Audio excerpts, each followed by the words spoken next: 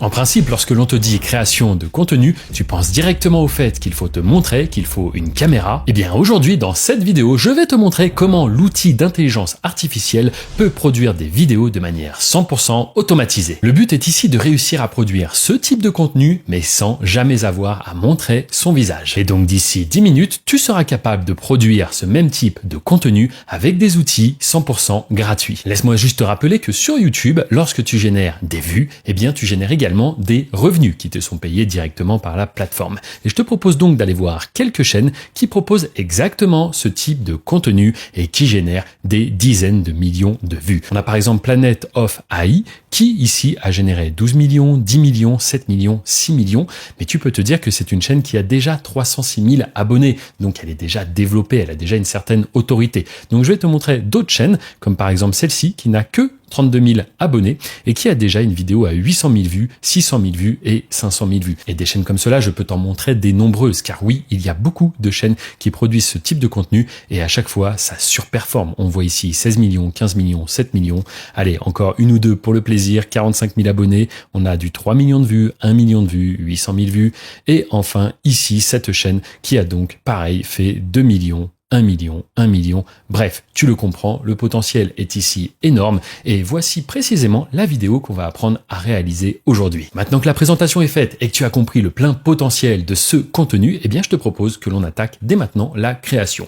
Et pour cela, le premier outil que l'on va utiliser, c'est ChatGPT. On va directement lui demander de nous donner une liste de 20 animaux les plus populaires. On va cliquer sur envoyer. Comme à chaque fois avec ChatGPT, on est rarement déçu du résultat et une fois de plus, les tâches sont parfaitement exécutées. On a ici donc une liste des 20 animaux les plus populaires. Ce qu'on va faire, c'est directement aller dans la description de cette vidéo. Tu vas y retrouver un prompt. Ce prompt, tu vas le copier-coller et tu vas le placer juste ici à la suite des requêtes que tu as fait à ChatGPT et tu cliqueras sur envoyer. Maintenant, on va détailler en direct ce qu'est en train de faire ChatGPT. Il va tout simplement nous créer des prompts afin de réaliser des images et à chaque fois en fusionnant deux animaux.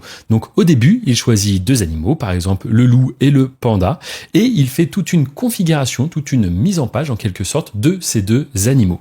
Par la suite, il nous crée une version hybride de cet animal. Donc ici, il va fusionner le panda et le loup et pareil, il nous fait à nouveau un prompt que nous allons pouvoir directement utiliser dans une IA générative d'images. Pour ce qui est de la création d'images, on va utiliser Leonardo parce qu'elle correspond très bien aux besoins qu'on a ici pour cette création de contenu. Mais si tu souhaites le faire gratuitement, il y a également Bing qui est très puissante. Sache que tu as des crédits offerts chaque jour sur Leonardo et sur Bing. Cela dit, sur Leonardo, même si les résultats sont mieux, tu risques d'être au bout d'un moment limité. Donc moi ici dans l'exemple, j'utilise Leonardo, mais libre à toi de voir ce que tu préfères. Une fois connecté, tu iras directement dans Image Creation. Ici, tu vas faire attention au format. On va en effet choisir le format 16:9. Ici, ils appellent ça TikTok, mais c'est le même format pour les YouTube Shorts. Une fois le format sélectionné, eh bien, on va simplement en haut coller le prompt que nous a fait ChatGPT et on va cliquer sur générer. Après quelques secondes, notre rendu est enfin disponible et en effet, c'est plutôt pas mal. Quand on clique dessus, on se rend compte un petit peu de la qualité. Franchement, pour le temps que ça a pris, c'est vraiment top.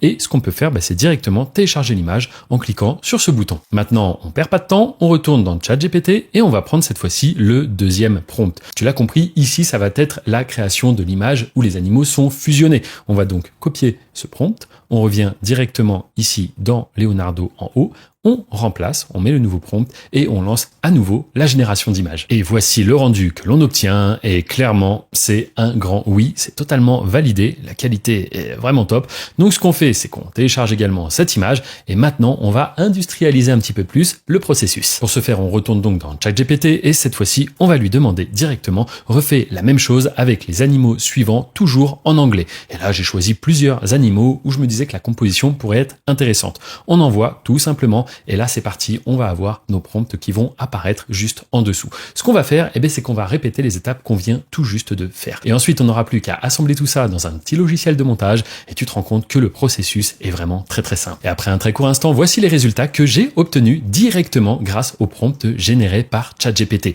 Comme tu peux le voir, les résultats sont vraiment top. J'ai préféré générer pas mal d'images, histoire d'avoir quelque chose qui correspond vraiment bien à la fin. Mais n'hésite pas de ton côté à faire plusieurs tests jusqu'à trouver des combinaisons qui fonctionnent assez bien. Ensuite, important, comme je te l'ai dit juste avant, il faut que tu enregistres ces images. Maintenant, laisse-moi t'expliquer que ces images, tu peux les animer. Ce n'est pas forcément ce qu'on va faire ici, mais c'est une parenthèse importante, donc je t'en parle parce qu'on a d'autres outils gratuits à disposition. On a par exemple Luma IA. Donc cette fois-ci, tu n'auras qu'à cliquer ici pour aller sélectionner une image. Une fois l'image importée, tu peux taper un prompt si tu le souhaites, ce n'est pas obligatoire, et tu vas simplement cliquer sur ce petit bouton. Voici le rendu ainsi obtenu. Je te rappelle que c'est gratuit comme outil, donc n'hésite pas à l'utiliser, et tu vas pouvoir directement télécharger juste ici le rendu au format vidéo. Vu que le but est avant tout de t'apporter un maximum de valeur gratuitement, j'ai aussi souhaité te présenter d'autres outils comme par exemple Hyper. J'ai fait un petit test avec le serpent et voici un petit peu le rendu que j'ai obtenu. Je te rappelle une fois de plus que cet outil est totalement gratuit, donc il ne faut pas hésiter à faire des tests avec. Et puisque je suis lancé, on dit toujours jamais deux sans trois, donc laisse-moi te présenter Kling, qui est un autre outil, car cette fois-ci, on a carrément les ailes du lion qui bougent,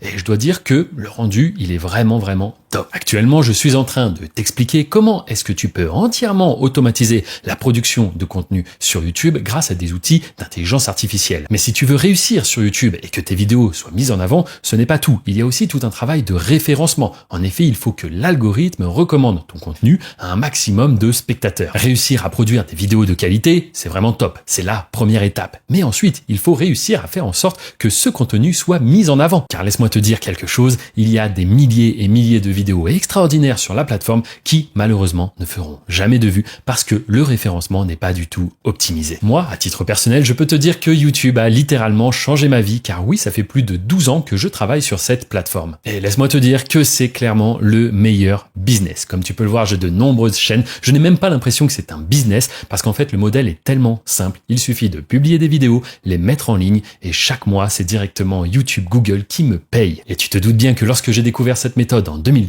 j'avais la sensation d'avoir trouvé une véritable mine d'or. Donc j'ai cherché à toujours lancer de plus en plus de chaînes. J'ai mis en place des équipes qui s'occupent aujourd'hui de créer le contenu comme on le fait ensemble. J'ai également des managers qui publient des vidéos et je suis aujourd'hui à la tête d'un véritable réseau de chaînes YouTube que je ne fais que superviser. Et c'est suite à tout cela qu'il y a maintenant presque un an, j'ai lancé mon accompagnement YouTube Business. Dans cet accompagnement, je t'explique comment toi aussi tu peux répliquer, copier-coller mes méthodes afin d'avoir d'ici quelques semaines, quelques mois, ton propre réseau de chaînes qui te rapportera de l'argent en continu. Mais sache que si tout cela t'intéresse, c'est possible. Le premier lien dans la description t'enverra vers une présentation totalement gratuite où je t'explique véritablement ce que tu retrouves dans ma formation. Une fois que tes images sont téléchargées et rangées dans un dossier, je te propose qu'on augmente la qualité de nos visuels afin d'avoir des vidéos vraiment au top. C'est ce qu'on appelle un upscale. Et pour ça, je te recommande d'utiliser directement cette plateforme qui est gratuite et qui fonctionne très bien. En effet, on va juste uploader un visuel dessus. Une fois ton fichier envoyé, tu as le choix entre x2 et x4. Dans notre exemple, on va prendre x4 pour avoir un maximum de qualité.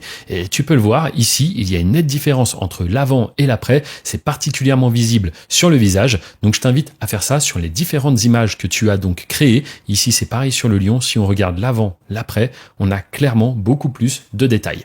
Et enfin, laisse-moi te montrer que cet outil peut également te permettre de retirer tout simplement un fond sur une image. Donc, c'est toujours bon à savoir. Maintenant que tu as toutes tes images, les avant, après, en haute définition, eh bien, je te propose qu'on fasse tout simplement le montage. Et tu vas voir que c'est très rapide. Une fois de plus, on va utiliser CapCut. C'est un outil totalement gratuit. Si tu ne l'as pas déjà, tu peux le télécharger juste ici. Et sache que j'ai également fait un tutoriel sur CapCut pour celles et ceux qui souhaitent l'utiliser exclusivement sur mobile, que ce soit smartphone ou tablette. Tu retrouveras cela en fin de vidéo. Je t'en parle un petit peu plus. Une fois dans CapCut, on importe donc toutes nos images. Nos images, on va les importer et les placer directement ici sur la timeline. Là, j'ai fait le choix que mes images durent à peu près 3 secondes. Ça me paraissait plutôt pertinent. Donc, on a d'abord la première version, l'avant, où c'est qu'on a donc un lion et un aigle. Et juste après, ça va se transformer en cette magnifique créature. Comme tu le vois ici, on a un effet de zoom un petit peu. Comment réaliser cela? C'est très simple. Je me place premièrement au début de cette image. Je vais utiliser les images clés. Je vais donc cliquer sur ce petit point ici.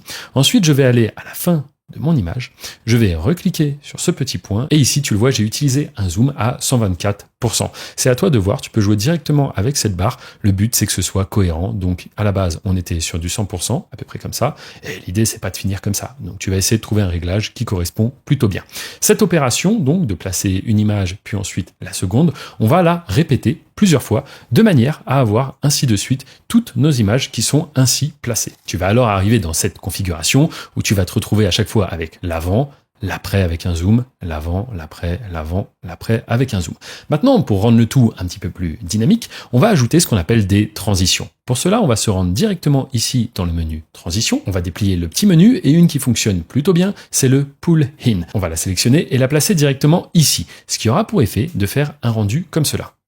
Ça fonctionne plutôt bien, donc si tu le souhaites, tu peux utiliser différentes transitions. Moi, je vais simplement mettre la même partout. Une fois que les transitions sont en place, on peut utiliser des effets afin de faire bouger un petit peu l'image du début, car elle est entièrement statique. Pour ça, tu vas pouvoir donc tester différents effets. Celui-ci est plutôt bien.